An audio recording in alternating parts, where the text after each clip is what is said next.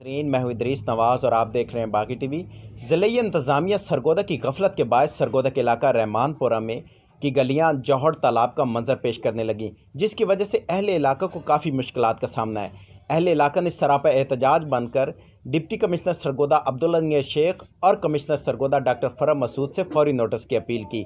इस हवाले से अहले इलाका के क्या कहना है, आइए आपको सुनाते हैं। बहुत अफसोस है जो यहाँ के इलाके के अहले इलाके के जो इंतज़ामिया है, तो मुझे बहुत अफसोस है कि हमारे प्यारों के जनाजे उठते हैं और हमें इस हालत में उठाने होते हैं। पता नहीं हमारी नमाज भी कबूल होती होगी या नहीं, इस हालात ऐसे गंदे पानी से गुजर के जा रहे हैं।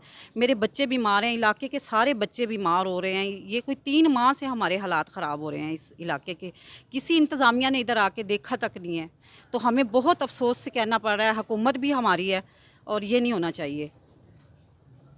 कि मेरे जो भाई फौत हुए हैं वो इस गंदगी की वजह से फौत हुए हैं। डॉक्टरों ने कहा है ये जो आपके मोहल्ले में गंदगी है, ये इन्फेक्शन हुए हैं आपको, तो वो बीमार हुए हैं। और इस हालात में जनाजे को लेके जाना, लोग कैसे ताज़ियत के लिए इधर आएंगे, कैसे बैठेंगे, कैसे यहाँ से जनाजा लेकर गए हैं, ये हम लोग जानते हैं। ये 3 महीने 4 महीने हो गए हैं। यहाँ की गंदगी जो है ना, अच्छे अच्छे इंसानों को बीमार कर रही है। लिहाजा रिक्वेस्ट है कि आप यहाँ के जो है इस मोहल्ले को कहीं भी हो सरगोदा, क्योंकि साफ़ सुथरा होना चाहिए।